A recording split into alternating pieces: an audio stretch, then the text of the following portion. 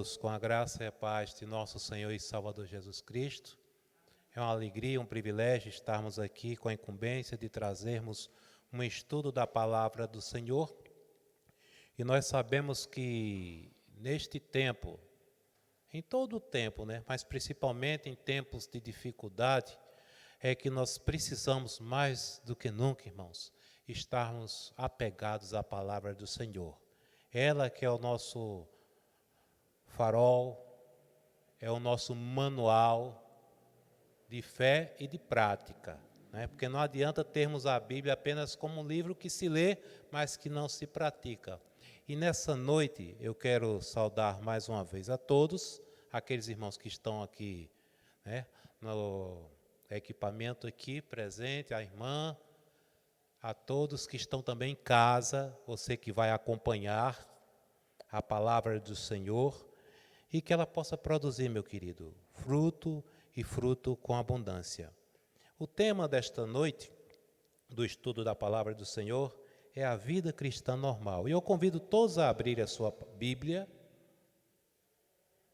lá em Colossenses, capítulo 1, do versículo 1, versículo 1, até o versículo 6.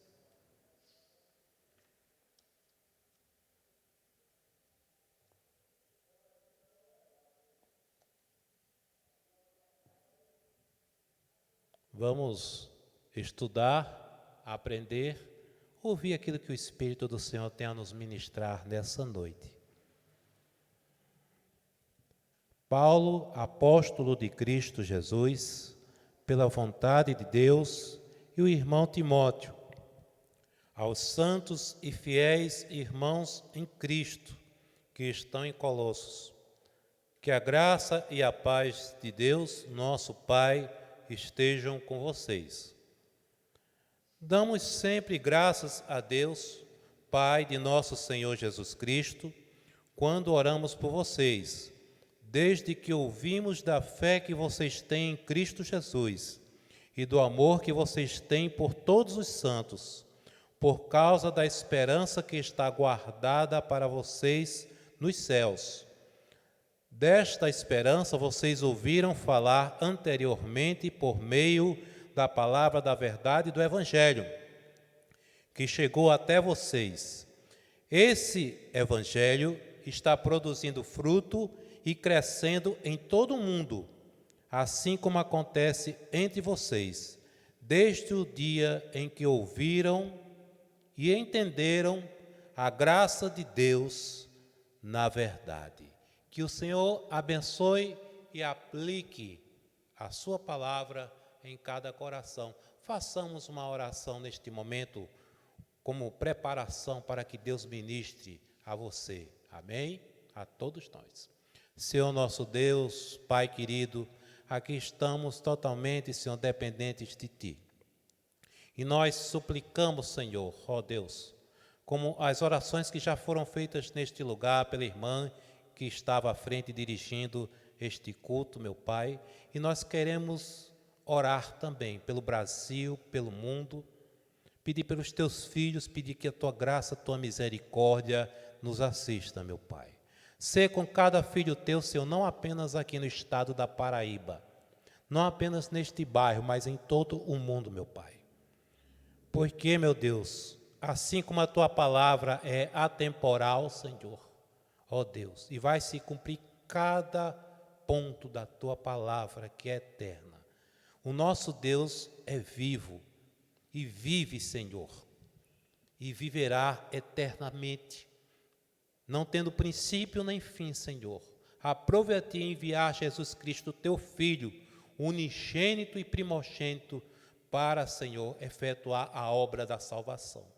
Guardai a cada família desta igreja, Senhor, que neste momento nós estamos com este impedimento, Senhor, físico, mas que possamos estar, Senhor, presentes espiritualmente, meu Pai. Possamos estar irmanados numa só fé, a fé em Cristo Jesus, meu Pai.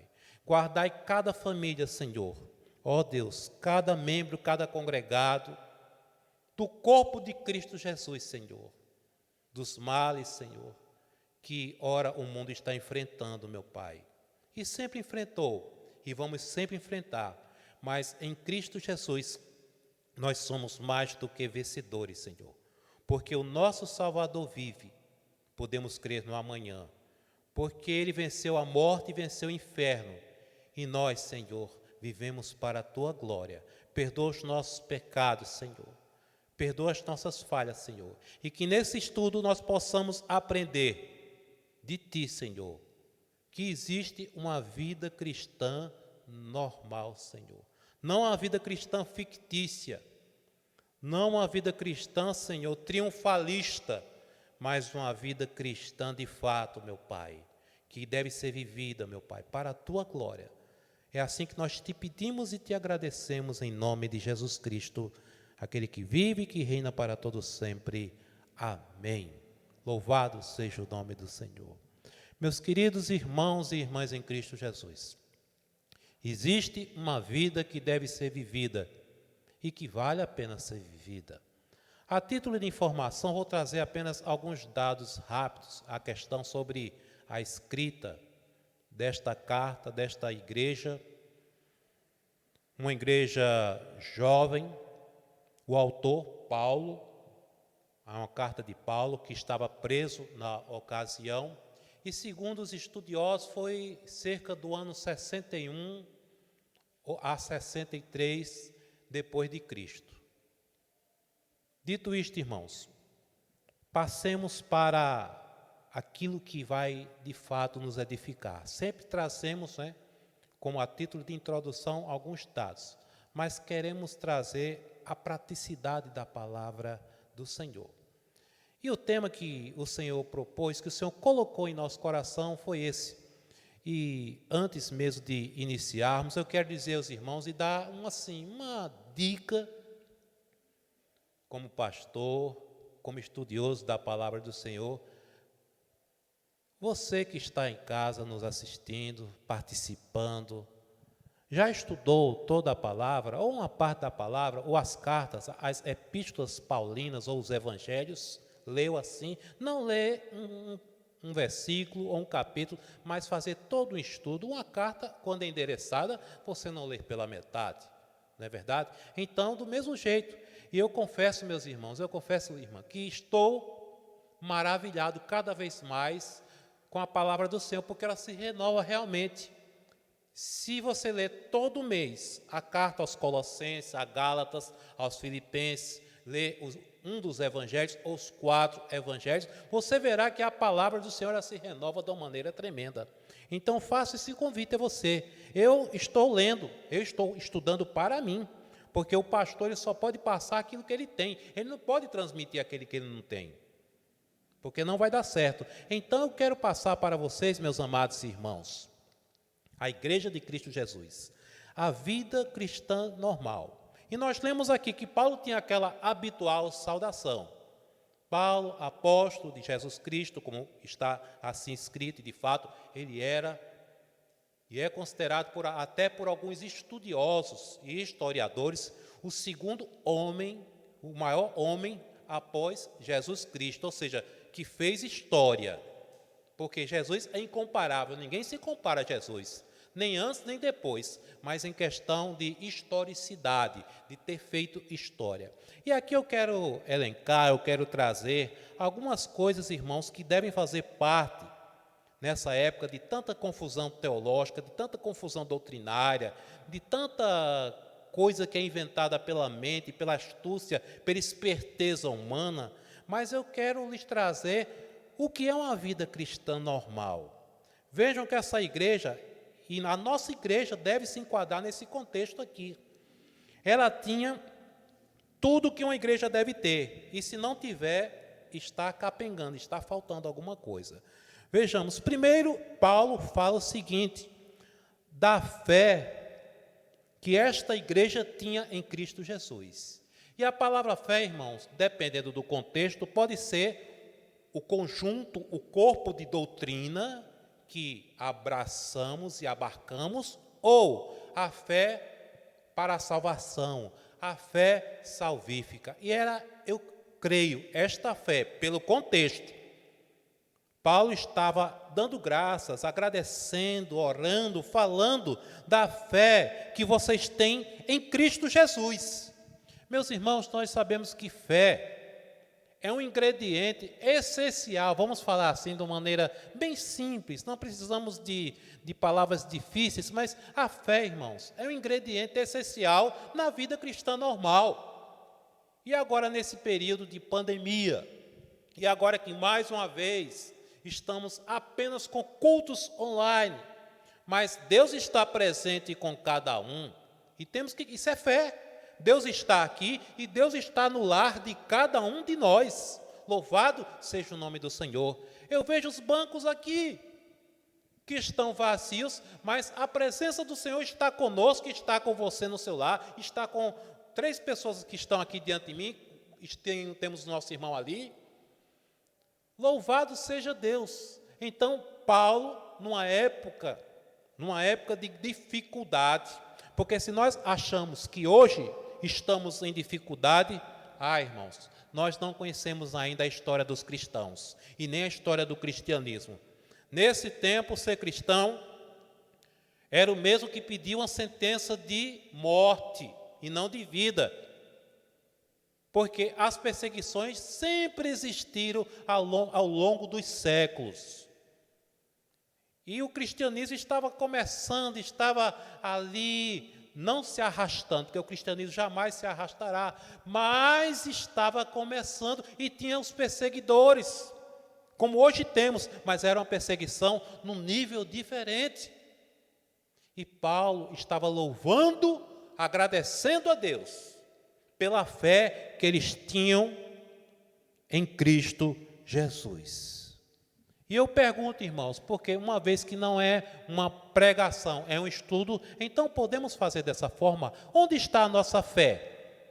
Em quem nós temos crido finalmente? Paulo, noutra passagem, noutro texto, diz: eu sei em quem eu tenho crido. Aleluia! E é assim que nós devemos crer, irmãos, que o nosso Jesus morreu, mas ressuscitou e vive está. A igreja não está desamparada, não está órfã. A igreja está sedimentada, alicerçada em Cristo Jesus, que é a rocha. A rocha verdadeira é Cristo Jesus. E essa igreja, eu nos meus estudos fui para comentários e para outro tipo de literatura para trazer apoio, para nos dar apoio. E vi, irmãos, que essa igreja, porque nós temos uma ideia deturpada, às vezes, que as igrejas do passado não sofriam. Tem pessoas que pensam que não sofriam, que era só milagre, só bênção. A bênção, irmãos, é Cristo em vós, a esperança da glória. Mas essa igreja sofreu assédio, que não vamos nos aprofundar nessa noite, mas sofreu assédio que sempre toda igreja tem sofrido. A igreja de Cristo no mundo todo sempre tem sofrido heresias. Mas Paulo, com sabedoria que lhe era dada pelo Espírito Santo, começou a falar das coisas boas. Disse: olha, a fé que vocês têm em Cristo Jesus. Então, irmãos, a igreja evangélica congregacional, as igrejas da aliança, o cristão, ele tem que ter fé consolidada na pessoa de Cristo Jesus. Nós não temos fé em Paulo. Nós lemos as cartas paulinas, as cartas de Pedro, mas nós não temos padroeiros ou padroeiras. Nós temos um Pai que é Deus, um Salvador que se chama Jesus Cristo de Nazaré. Louvado seja o nome do Senhor. E Paulo, ele estava louvando, agradecendo a Deus por esta fé que esta igreja manifestava. E se você que está em casa puder anotar, anote. Primeira coisa, fé. Você tem que ter fé. Sem fé é impossível agradar a Deus. A pessoa pode até num culto participativo, que é o culto normal, o culto com pessoas, e isso vai passar e voltaremos, se Deus assim o permitir. Mas se a pessoa vem ao templo, mas não tem fé em Jesus, não tem nada. A fé é o alicerce, é a base de tudo, meus queridos. Louvado seja Deus. Então Paulo estava jubiloso, estava alegre por esta fé. Mais uma vez eu quero perguntar para cada um que está aí na sua casa, que gostaria de estar no templo, mas mesmo não estando no templo, tenha fé em Deus. As tempestades passam, saúde passa, riqueza passa, doença passa, tudo passa, irmãos, tanto de bom como de ruim, mas Cristo é o mesmo ontem, hoje e o será para todo sempre. Você que está em casa pode dizer amém a isso? Segunda coisa, irmãos, Paulo também fala agora de outra situação e de outro elemento não menos importante que a igreja, na sua vida cristã normal, deve exercer. Depois de falar de fé, ele diz, e do amor que vocês têm por todos os santos. Irmãos, o amor anda atrelado com a fé.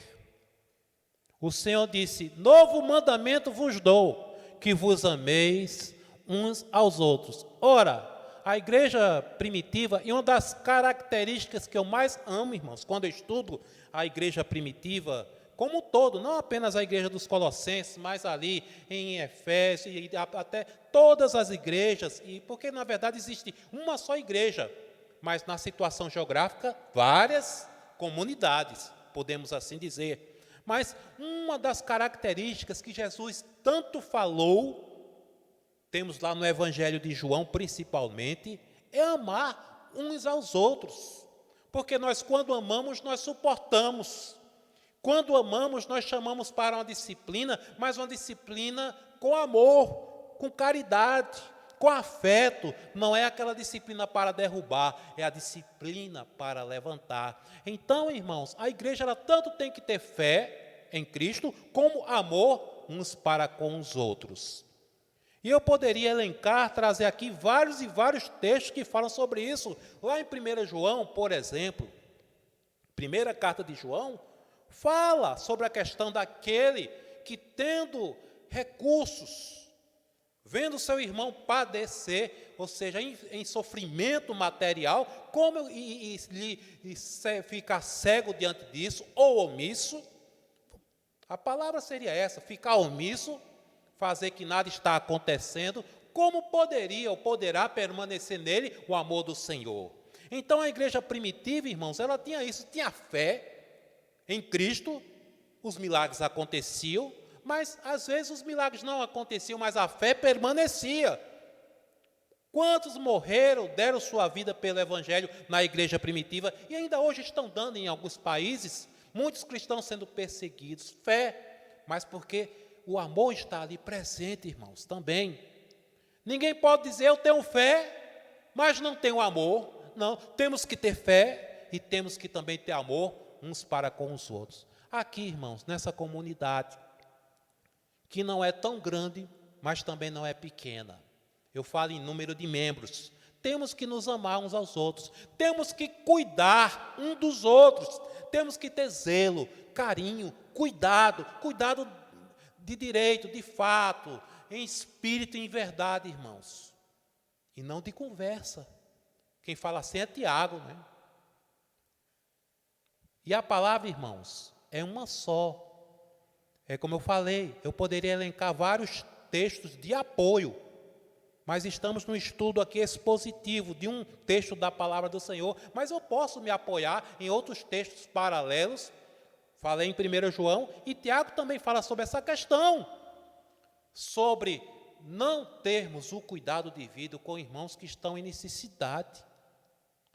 A apatia, a frieza espiritual faz isso, irmãos, e é um péssimo testemunho quando a igreja cristã não exerce amor. Devemos ter amor. E cada coisa que eu estou elencando, trazendo aqui, você na sua casa, no seu aconchego, pergunte: eu estou amando como diz a palavra do Senhor? Não é como o pastor Cláudio quer. Não, não é como eu quero, não. O que eu quero, irmão, pouco interessa, mas é o que diz a palavra do Senhor. Aqui diz que eles têm amor, e do amor que vocês têm, vós, em algumas traduções, na maior parte das traduções, tem por todos os santos. Ou seja, era uma igreja que estava transbordando de amor. Era uma igreja que estava cuidando do outro. Era uma igreja que estava realmente em meio a lutas contra as seduções de falsas doutrinas, mas não deixava de amar. Irmãos, esse período que nós estamos vivendo é propício. Pastor, é propício sim. É nas dificuldades que a igreja mostra se é ou não é, de fato, uma igreja que vive uma vida cristã normal. Irmãos, não é na bonança, mas é na dificuldade, nas adversidades, que nós vamos provar o nosso amor. É tão fácil eu amar quem me ama, não é? É tão fácil quem simpatiza comigo, quem gosta das mensagens que eu prego, mas e aquele que não gosta? E aquele que não gosta da pessoa? Às vezes nem tem motivo, mas não gosta da pessoa. E a palavra de Cristo Jesus, o próprio Senhor, nosso Salvador Jesus, disse: amai os vossos inimigos. Isso não significa que eu vou ter que estar de braço dado, abraçado, não, mas é orar. E Paulo também, numa grande demonstração de amor, escrevendo aos Romanos, em consonância, porque a palavra, irmão, é um conjunto. São vários livros, mas tudo aponta para uma só coisa: Cristo Jesus. E Cristo é amor, Cristo é paz, Cristo é vida. Eles tinham fé, mas tinham amor. E Paulo, escrevendo aos Romanos, disse: não te deixa vencer pelo mal, mas vence o mal com o bem. E como é que nós vamos vencer o mal com o bem? Amando, irmãos. E se você me questionar: pastor, é fácil amar? Não é. Depende das pessoas. Mas o mandamento é este: novo mandamento vos dou, que vos ameis uns aos outros. Aí eu amo, mas sequer oro pela pessoa, não presto assistência, podendo fazer isso. Que amor é esse, meus irmãos? Não é amor. Pode ser religiosidade, mas não é amor verdadeiro. Porque o amor verdadeiro não fica na teoria, irmão, vai na prática. E Jesus, está escrito o quê? Porque Deus amou o mundo de tal maneira que deu seu Filho unigênito por nós. Louvado seja Deus. Então essa igreja, ela estava no caminho certo, porque ela tinha um amor fraternal. Eu fico imaginando, irmãos, que nessa comunidade tinha irmãos de melhor condição e tinha irmãos mais carentes. E os mais carentes, como a nossa igreja aqui já fez, socorreu. E é assim que tem que ser. A vida normal é essa, irmãos, porque numa sociedade, não é só agora nessa época não, que está se agravando mais ainda o desemprego, mas numa sociedade, qualquer sociedade, de qualquer época, sempre teve e sempre terá os menos favorecidos pelas circunstâncias da vida e os mais favorecidos. E os mais favorecidos, se forem cristãos, têm um dever. Dificilmente uso a palavra obrigação, porque obrigar é empurrar, não. Mas temos o dever, irmãos, de ajudar. Ajudar está atrelado a amar. Se eu amo, eu vou ajudar. De todas as formas, espiritualmente, financeiramente, vou ajudar sim, de acordo com aquilo que eu posso fazer. Deus não vai cobrar de ninguém aquilo que você não tem, mas aquilo que você tem. Se você retém para si, pode ter certeza que tornar-se-á como um mar morto que só faz receber, mas não dá, não entrega. Veja o nome, mar morto, porque ele só faz receber, ele não entrega. E nós devemos ser, irmãos, um manancial de água viva. Nós devemos deixar que esse amor ágape, esse amor fraternal, de fato, e que venha a ser um grande fator evangelizador, porque as nossas atitudes evangelizam muito melhor do que qualquer pregação, irmãos. A nossa vida é uma pregação, pode ter certeza. Se o cristão é honesto, o membro da igreja é honesto, cumpre seus deveres como patrão ou empregado, pode ter certeza que ele está pregando. Nem todos são chamados para serem pastores e mestres, mas todos são chamados para testemunhar de Cristo Jesus. Agora, imagine um cristão chato, cheio de aborrecimento no seu ambiente de trabalho. Onde está o amor de Cristo? Será que as pessoas vão ser levadas a Cristo por meio de um testemunho negativo? De maneira alguma. Então, irmãos, a igreja primitiva não tinha, olha só que coisa, essa tecnologia que nós temos. Eu estou aqui, mas sei que tem as pessoas que estão nos seus lares nos ouvindo, mas eles tinham amor. E nós, irmãos, que temos muito mais do que a igreja primitiva, temos a Bíblia hoje completa, que eles não tinham, é bom que se diga isso, que o cânon, as Sagradas Escrituras, o Novo Testamento foi escrito bem depois. Paulo pregava baseado no Antigo Testamento e naquilo que o Senhor estava lhe dando, mas depois, muitos anos depois, é que começaram a surgir as cartas e os evangelhos. Mas nós temos, eu tenho aqui essa Bíblia bonita, como você também tem. Hoje nós temos essa variedade, até de capa de Bíblia para escolher. Mas o mais importante, irmãos, não é a capa da tua Bíblia, a cor, mas é se nós exercemos como igreja de Cristo amor. Olha só, já temos 2 elementos. Você está anotando? Fé e amor. Terceiro, irmãos, Paulo fala sobre uma coisa que também devemos ter e não podemos deixar morrer. E tem gente que diz, a esperança é a última que morre. Não, a esperança não morre. A esperança cristã não morre. Essa igreja era viva, irmãos, por outro motivo também. Pela esperança na eternidade. Aqui Paulo fala, nesta versão que eu estou usando hoje, a NAA. Desta esperança vocês ouviram falar anteriormente por meio da palavra da verdade do Evangelho. Então, vejam só, eles tinham a esperança nos céus. No versículo anterior diz, por causa da esperança que está guardada para vocês nos céus.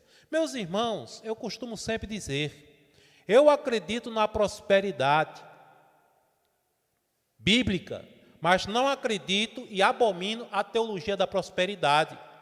Tem púlpitos que hoje são de autoajuda. Não é o lugar. O púlpito é para se pregar a palavra do Senhor. Que Deus dá, irmãos. A um enriquece, a outro empobrece. Deus, Ele faz o que Ele quer, porque Ele é soberano. Mas vejam só, a grande esperança que a igreja primitiva tinha, não era ter carro novo, casa nova, casamento, não era isso, não era sequer coisas materiais, mas era a esperança da glória, a esperança reservada nos céus. A igreja hoje está pagando um preço muito caro, eu digo a igreja como um todo, porque durante um bom tempo, e eu conheço várias comunidades, que sequer pregavam mais sobre a vinda de Jesus Cristo, sobre a eternidade. E as pessoas fincaram raízes aqui e não na eternidade. Então essa igreja, irmãos, era completa, mesmo tendo suas falhas, sim, era completa. Tinha fé em Cristo Jesus, tinha amor e tinha esperança na eternidade. Eu disse há uns dias atrás, não aqui, mas conversando com colegas, que a minha preocupação, meu irmão, minha querida irmã, querida família que está participando na sua casa, não é a questão de morrer, não. Porque se a data pertence, os tempos ao Senhor, se chegar o tempo e o Senhor disser, Cláudio, vem, eu irei. de alguma maneira, irmãos. Quantos pastores missionários, fazendo a obra, partiram para a eternidade? Até no púlpito, pregando a palavra, tiveram, e Deus os chamou. Outros, infelizmente, foi num acidente, mas foi assim. O que eu quero dizer, irmãos, que estas coisas fazem parte da vida. E eu falava para algumas pessoas, que tem pessoas que ficam muitas vezes até julgando. Ah, mas era pastor. Irmãos, pastor está no avião, o avião pode cair, mas ele vai para o céu. Está no carro, o carro pode acontecer um sinistro, mas ele vai para o céu. Já vi pastores morrendo de câncer. Então, o que eu quero dizer, irmãos, a nossa grande preocupação não deveria ser aqui na terra, não. Jesus disse tanto, irmão, sobre isso, para nos prepararmos para a sua vinda. Paulo também alertou, 1 Tessalonicenses, 2 Tessalonicenses, em outras cartas também, sobre a esperança de termos, irmãos, que esse corpo aqui, poderá se desfazer. Poderá ser desfeito e será sepultado, mas a nossa esperança está nos céus. Então, esta igreja era viva, dava testemunho, irmãos, porque ela tinha esperança. E você imagina um culto nessa igreja, nessa comunidade, perseguida, assediada por heresias, mas tinham fé, tinham amor e tinham esperança. Interessante que, como falei, nos estudos que estou fazendo dessa carta, que não terminei ainda, eu estou estudando, carta curtinha, mas é maravilhoso, irmão, você estudar a palavra de Deus, para você, e depois poder passar, né? Mas 2 estudiosos disseram a mesma coisa, não sei se vocês notaram, eu acredito que já notaram. Nesses 3 elementos que falamos, nesse tripé, na verdade, tripé ou tríade. Onde é que nós encontramos, irmãos? Vocês falando de fé, esperança e amor. 1 Coríntios 13. Paulo terminando aquele capítulo que é conhecido como o hino do amor, assim como Hebreus capítulo 11 é o hino da fé, conhecido como o hino da fé. 1 Coríntios capítulo 13. Agora permanecem a fé, a esperança e o amor. Porém, o maior destes é o amor. Ou seja, Paulo ali estava querendo dizer o quê? Que sem amor não adianta nem esperança nem fé. Mas um está atrelado, é uma tríade. Um não está sem o outro. Então, se não escolha, diga, eu quero viver com fé, com esperança e com amor. Como a palavra de Deus, irmãos, ela se cruza, como a palavra de Deus é maravilhosa. Mas eu coloquei mais um 4º elemento aqui, que não está em 1 Coríntios, no capítulo 13. Vejam só, depois de falar de tudo isto, da esperança que nós devemos ter na eternidade, que o que foi escrito, irmãos, foi escrito para o nosso conhecimento e para o nosso crescimento. Um jornal você lê hoje, amanhã está ultrapassado. Você joga fora, né? Aqui é para toda a eternidade, irmãos, até o dia do encontro com o Senhor. Então, onde está, eu quero olhar para você e imaginar que os irmãos na igreja. Mas eu quero olhar para você e perguntar, onde está a sua esperança? Paulo falou certa vez que se a nossa esperança está apenas nesta vida, somos os mais infelizes de todos os homens. Por último, irmãos, vejam só o que é que Paulo diz. Esse evangelho está produzindo, versículos 6, esse evangelho está produzindo fruto e crescendo em todo o mundo, assim como acontece entre vocês. Fruto, irmãos, quando a fé em Cristo Jesus, uma fé forte, quando eu falo fé forte, é uma fé solidificada, uma fé sólida, não é aquela fé titubeante não, irmãos, é uma fé que sabe onde vai chegar. Quando há amor verdadeiro, fraternal, que ajuda o irmão, que socorre o irmão, que se preocupa com o irmão. Não importa, seja pastor, membro, congregado, todos temos a mesma importância diante de Deus. E quando há esperança, irmãos, o fruto, ele vem.